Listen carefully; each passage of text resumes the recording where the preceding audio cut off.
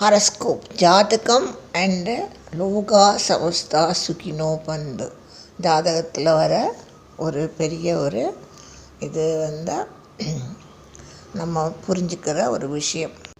ஜாதகத்தில் ராசி லக்னம் எல்லாம் இருக்குது. அதுபோல் 4 கட்டங்கள் இருக்குது. அதில் 3, 6, 10, 11 ரொம்ப அவசியமாக நம்ம தெரிஞ்சுக்கிறது. நம்ம அதில் 3, 6, 10, 11 நல்லதாக கர்மம், உத்தியோகஸ்தானங்கள், பூர்வ புண்ணியமான அந்த சுக்கிரனுடைய அனுபவம் இருக்குது. அப்போ அந்த 10ஆம் பாகத்தில் இருக்கிற கர்மா தான் நம்மளை அனுபவிக்கிறது எல்லாமே. அதை எப்படி தீட்டுப்போம்? அது 15ஆம் பாகத்தில் இருக்கிற உத்தியோகஸ்தானத்தில் இருக்கிற ஒத்தத்திற்கும் ஒரு உத்தியோகங்கள் இருக்குது. அந்த உத்தியோகத்தினால் வர அனுபவங்கள், சேர புண்ணியங்கள், பிரதி உபகாரங்கள், அது தலைமுறையாக அவளுக்கு அது கிடைக்கும். அப்போ இந்த 10ஆம் இடத்துல இருக்கிற கர்மாவை நமக்கு தீர்க்க முடியும். அப்போ இந்த சமஸ்தலோகா சுகினா பவந்துங்கிறதுக்கு சரி, நம்மளுக்கு வாழ்க்கையில் எவ்வளோ பணம் இருந்தாலும் இன்னொருத்தருடைய பல உபகாரங்கள் நமக்கு வேணும். அதே மாதிரி நம்ம செய்கிற புண்ணியங்களும் அது இன்னொருத்தருக்கு வேணும். அப்போ நம்ம எல்லாருமே நன்னா இருந்தால் தான் நம்மளுக்கு இருக்கிற இந்த உடம்பில் பூமி தத்துவம் இருக்குது,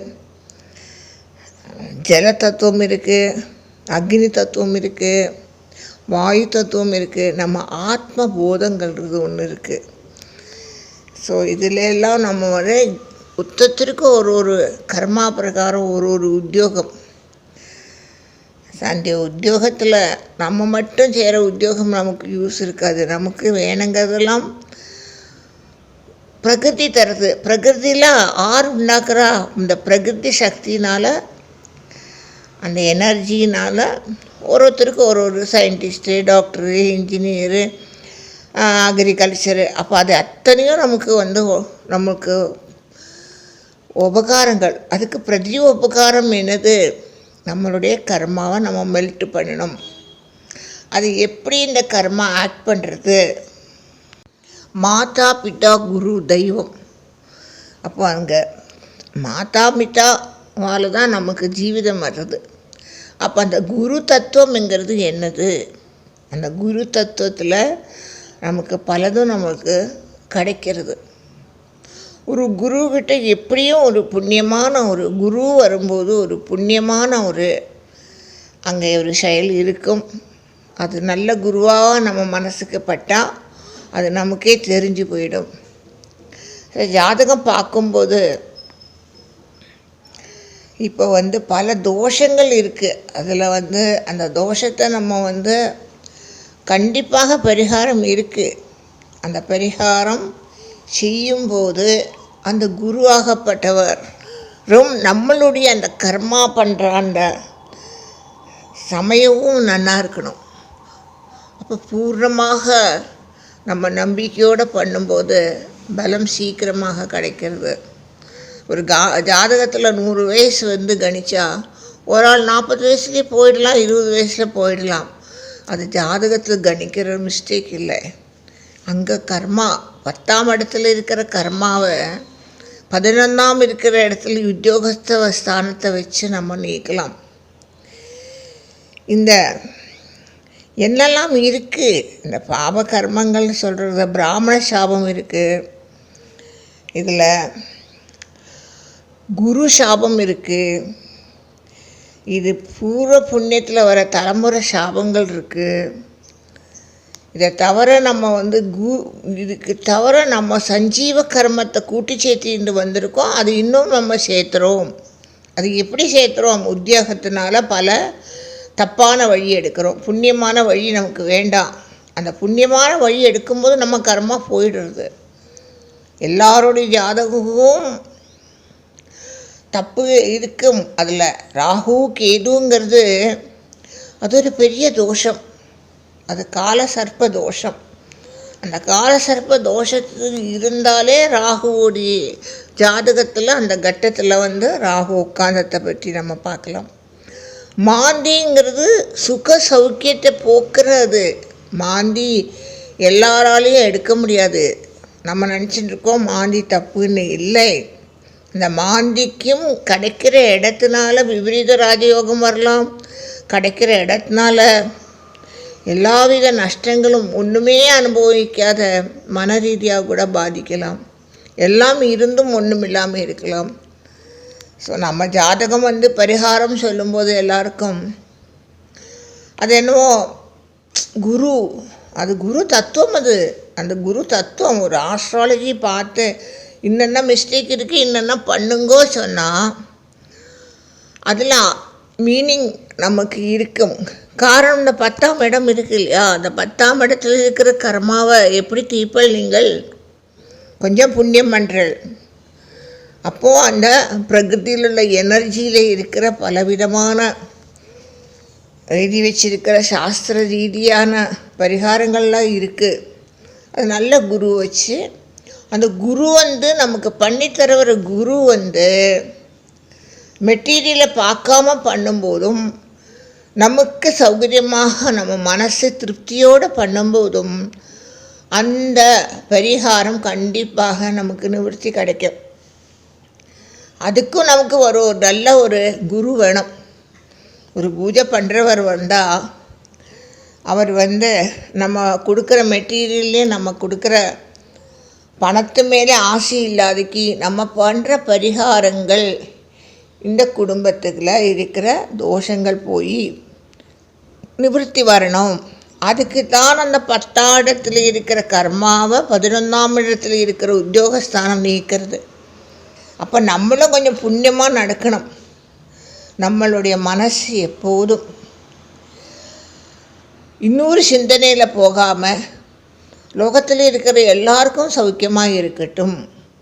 நம்மளை எதை பற்றியும் நம்மளால் முடியாததை, நமக்கு கிடைக்காததை, நமக்கு தெரியாததை நம்ம தப்பான வழியில் நினைக்கக்கூடாது. நம்ம லோகத்தில் எல்லாரோட சௌக்கியத்தையும் இருக்கணும். எல்லாரும் ஒரு வழியில் நமக்கு உத்தியோகஸ்தானத்துலேருந்து நமக்கு இருக்கிறதுக்கு நம்ம ஜீவிதத்தில் எல்லாம் வேணுமே. பணம் மட்டும் இருந்தால் போகாதே. ஒருத்தருக்கு ஒரு வேலை இருக்குது. அந்த வேலையில் அவன் புண்ணியம் தேடிக்கிற உத்தியோகஸ்தானத்தில் கர்மா பிரகாரம் உத்தியோகம் வருது. கர்மா எப்படி நிச்சயமாகிறது? ஜாதகம் ஒரு நாளும் பொய்யாகாது. நம்ம சௌகரியத்துக்கு ஜாதகத்தை வேணால் பொய்யாக்கலாம். ஜாதகம்தான்.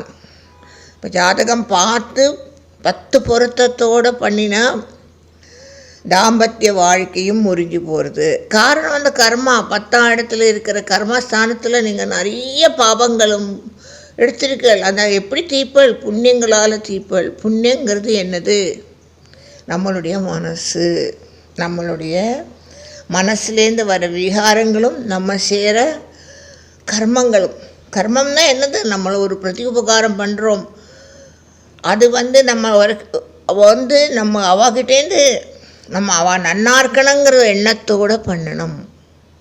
ஸோ ஜாதகத்தில் 3, 6, 10, 11ஆம் இடம் ரொம்ப ரொம்ப விசேஷமானது. ஸோ ஜாதகம் பரிகாரம் பண்ணும்போது ஒருத்தருடைய அவள் எடுக்கிற பைசா அநியாயமாக எடுத்த அவள் பல இந்த காலத்தில் பல ஜோசியன்மாரும் பல பரிகாரம் பண்ணுற வாத்தியார்மாரும் பண்டிதன்மாரும் அளவுக்கு மீறியனா பைசா எடுத்தா அவளுடைய கர்மா தான் அவளுடைய கர்மாவுக்கு இருக்கிற பலங்கள் புண்ணிய பலங்கள் குறையிறது. அப்போ அதுவும் நம்ம புரிஞ்சுக்கணும். அதனால தான் எத்தனையோ பேருடைய ஜாதகத்தில் அவளுடைய கர்மா அவளுடைய தோஷங்களை போக்க முடியறதில்ல. ஸோ இது ஒரு டாப்பிக்காக தான் சொல்ல முடியும், ஒரே டாப்பிக்கில் சொல்ல முடியாது. இதுதான் லோகா சமஸ்தா சுகினோ பவந்து ஜாதகத்தில் முறதல்ல வர ஒரு சித்தாந்தம். ஸோ இது நம்ம புரிஞ்சுண்டு ஜாதகம் பார்க்கணும், ஜாதகத்தில் உபகாரங்கள் செய்யணும். இந்த தோஷங்கிறது பிராமண சாபம் இருக்குது, குரு சாபம் இருக்குது, அபச்சார தோஷங்கள் இருக்குது, சர்ப்ப தோஷங்கள் இருக்குது. இதுக்கெல்லாம் நம்ம சரியான ஒரு பரிகாரம் பண்ணி தான் ஆகணும். இந்த பாரத தேசத்தில் அது பண்ணுறதுக்கு பல விதமான இது இருக்குது. இப்போ மரணம் நிச்சயம்தான். அந்த மரணத்தில் நம்ம பலவிதமான கர்மா செய்கிறோம். அதில் சில வருஷங்களில் சில மாதத்தில் செய்கிற அந்த பித்ரு எள்ளு தர்ப்பணமும் எள்ளு திலகோமங்களும் அவளுடைய பரம்பரைக்கு மட்டும் போகிறதில்ல. சில வருஷத்தில் செய்கிற மாதத்தில் சில வருஷத்தில் இப்போ ஆடி மாதம், கர்க்கிட மாதம் அந்த செய்கிற பூஜை பலவிதமான ஆத்மாக்களுக்கும் போய் சேர்றது. அவள் சந்திர மண்டலத்துலேருந்து அவளுக்கு நிவர்த்தி கிடைக்கிறது. ஸோ இது பெரிய ஒரு ஃபிலாசபி. ஸோ சமஸ்தலோகா சுகினோ பவந்து. ஜாதகமும் இந்த வாக்கியத்துக்கும் பலவிதமான சித்தாந்தங்கள் இருக்குது. லோகா சமஸ்தா சுகினோ பவந்து. ஓம் சாந்தி சாந்தி சாந்தி.